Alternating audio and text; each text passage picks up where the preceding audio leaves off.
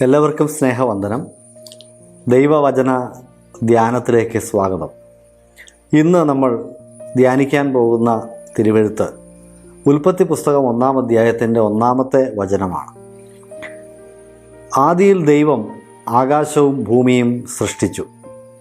കേവലം 5 വാക്കുകൾ മാത്രമുള്ള ഈ വചനം വളരെ ആഴമേറിയ സത്യങ്ങളാണ് നമ്മുടെ മുമ്പിൽ നിരത്തി വയ്ക്കുന്നത്. ബൈബിളിൻ്റെ എഴുത്തുകാർ ദൈവത്തിൻ്റെ പരിശുദ്ധാത്മാവിനാൽ പ്രേരിതരായി എഴുതിയ മോശയെപ്പോലുള്ള മഹാന്മാരായ പ്രവാചകന്മാർ ഒരിക്കലും ദൈവത്തിൻ്റെ അസ്തിത്വത്തെ തെളിയിക്കുവാനായിട്ട് ആഗ്രഹിക്കുന്നില്ല. ഒരു ദൈവമുണ്ട് എന്ന് തെളിയിച്ചുകൊണ്ടല്ല തിരുവെഴുത്തുകൾ ആരംഭിക്കുന്നത്, മറിച്ച് ദൈവം ഉണ്ട് എന്ന വിശ്വാസത്തിൻ്റെയും ധാരണയുടെയും അടിസ്ഥാനത്തിലാണ്. ഒരു ദൈവമുണ്ട് എന്ന് ചിന്തിക്കുവാൻ നമുക്ക് ശാസ്ത്രീയമായ തെളിവുകൾ ആവശ്യമുണ്ടോ എന്നതൊരു ചോദ്യമാണ് ഇക്കാലത്ത്. എന്നാൽ റോമാലേഖനത്തിൽ അപ്പോസ്തലനായ വിശുദ്ധ പൗലോസ് അതിൻ്റെ 1-ാം അധ്യായത്തിൽ തന്നെ പറയുന്നുണ്ട്, ദൈവത്തെക്കുറിച്ച് മനസ്സിലാക്കുവാൻ ദൈവത്തിൻ്റെ സൃഷ്ട വസ്തുക്കൾ ധാരാളം മതി. ഒരു സൃഷ്ടിയുണ്ടെങ്കിൽ അതിൻ്റെ പിന്നിൽ ഒരു സൃഷ്ടാവുണ്ട് എന്നത് വ്യക്തമായ ഒരു യുക്തിയാണ്. അതിനകത്ത് അധികം ചോദ്യങ്ങൾ ചോദിക്കേണ്ട ആവശ്യമില്ല. പ്രപഞ്ചം ഒരു വസ്തുവാണെങ്കിൽ, ഒരു കാര്യമാണെങ്കിൽ അതിൻ്റെ പിറകിൽ ഒരു കാരണമുണ്ട്. ആ കാരണക്കാരനെയാണ് നാം ദൈവം എന്ന് വിളിക്കുന്നത്. ഈ കാരണക്കാരൻ ഒരു ബുദ്ധിയുള്ള വ്യക്തിയായിരിക്കണം, രൂപകൽപ്പന ചെയ്യുവാനായിട്ട് കഴിവുള്ള വ്യക്തിയായിരിക്കണം, സർവശക്തനായ ഒരു വ്യക്തിയായിരിക്കണം, സർവജ്ഞാനിയായ ഒരു വ്യക്തിയായിരിക്കണം. അങ്ങനെയുള്ള ഒരു വ്യക്തി, ആ വ്യക്തിയാണ് സാക്ഷാൽ ദൈവം. ആദിയിൽ ഈ ദൈവം ആകാശവും ഭൂമിയും ഉണ്ടാക്കി എന്നാണ് പ്രസ്താവന.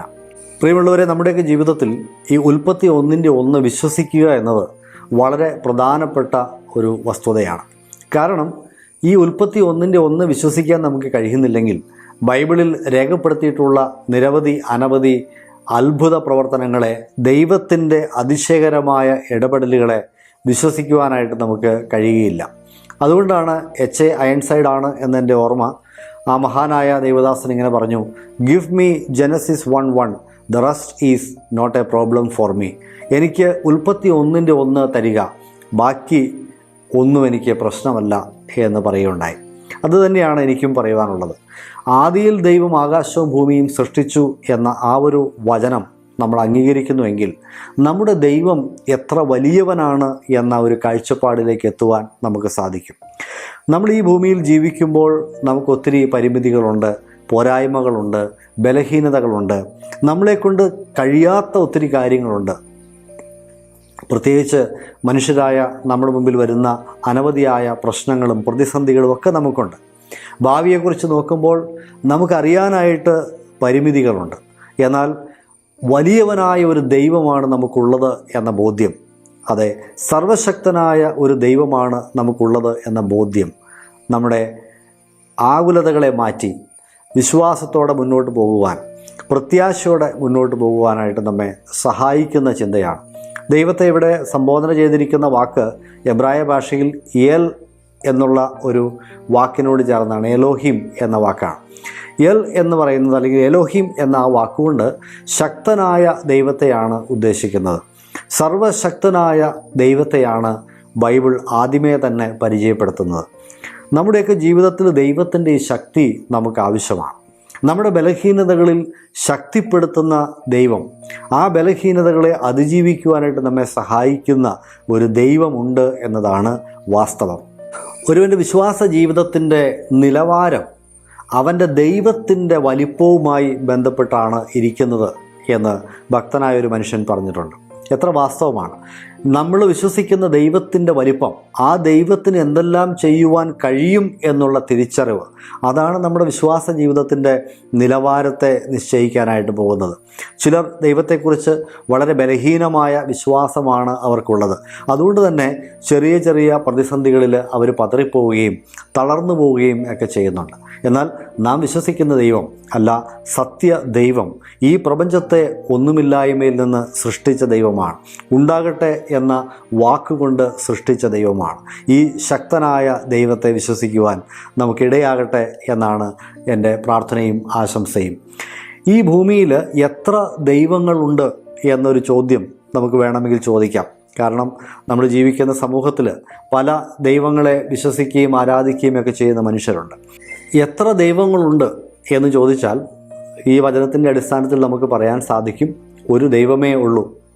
അവിടെ എലോഹീം എന്നുള്ള വാക്ക് ബഹുവചന രൂപത്തിലാണെങ്കിൽ പോലും അതിനോട് ചേർത്ത് വരുന്ന സൃഷ്ടിച്ചു എന്നുള്ള വാക്ക് ഏകവചനമാകിയാൽ എബ്രായ ഭാഷയുടെ വ്യാഖ്യാനമനുസരിച്ച് ദൈവം ഒന്നേ ഉള്ളൂ എന്ന് പറയാൻ സാധിക്കും. ഒരു ദൈവമേ ഉള്ളൂ എന്നത് ബൈബിളിൻ്റെ വളരെ എംഫാറ്റിക്കായിട്ടുള്ള, വളരെ ഊന്നിയുള്ള ഒരു പ്രസ്താവനയാണ്. ഏതാണ് ആ ദൈവം എന്ന ചോദ്യം, അതിൻ്റെ ഉത്തരം ഈ പ്രപഞ്ചത്തെ സൃഷ്ടിച്ചത് ആരാണോ അവിടെ നിന്നാണ് ഏകദൈവം എന്നാണ്. ലോകത്തിൽ അനവധി ദൈവസങ്കല്പങ്ങളുണ്ട്. പക്ഷേ സത്യദൈവം അല്ലെങ്കിൽ പ്രപഞ്ച സൃഷ്ടാവായ ദൈവം അവൻ ഒന്നേ ഉള്ളൂ, ഒരുവനേ ഉള്ളൂ എന്നുള്ളതാണ് ബൈബിൾ പ്രഖ്യാപിക്കുന്ന സത്യം. സൺഡേ സ്കൂളിൽ കുട്ടിയോട് ടീച്ചർ സൃഷ്ടിയെക്കുറിച്ചും ദൈവത്തെക്കുറിച്ചുമൊക്കെ പഠിപ്പിച്ചതിന് ശേഷം ഒരു ചോദ്യം ചോദിച്ചു, എത്ര ദൈവമുണ്ട്? അപ്പോൾ അതിൽ മിടുക്കനായ ഒരു കുട്ടി എഴുന്നേറ്റെന്ന് പറഞ്ഞു, ടീച്ചറെ ഒരു ദൈവമേ ഉള്ളൂ. അപ്പോൾ ടീച്ചർ ചോദിച്ചു, എന്തുകൊണ്ടാണ് ഒരു ദൈവമേ ഉള്ളൂ എന്ന് പറഞ്ഞത്? അപ്പോൾ കുട്ടി പറഞ്ഞു, ഈ പ്രപഞ്ചത്തിൽ ഒരു ദൈവത്തിനുള്ള സ്ഥലമേ ഉള്ളൂ. ദൈവത്തിൻ്റെ വലിപ്പത്തെ മനസ്സിലാക്കിയ ആ കുട്ടി പറയുകയാണ്, ഇത്ര വലിയവനാണ് ദൈവമെങ്കിൽ ഈ പ്രപഞ്ചത്തിൽ ഒന്നിലധികം ദൈവങ്ങൾക്ക് സ്ഥാനമില്ല, ഇടമില്ല. ദൈവത്തിൻ്റെ വചനം നമ്മളോട് പറയുകയാണ്, ആദിയിൽ ദൈവം ആകാശവും ഭൂമിയും സൃഷ്ടിച്ചു. ഈ ശക്തനായ ദൈവത്തെ, ഈ വലിയവനായ ദൈവത്തെ അറിയുവാൻ ദൈവം നമ്മളെല്ലാവരെയും സഹായിക്കട്ടെ എന്ന് പ്രാർത്ഥിക്കുന്നു. നല്ലൊരു ദിവസം എല്ലാവർക്കും ആശംസിക്കുകയാണ്.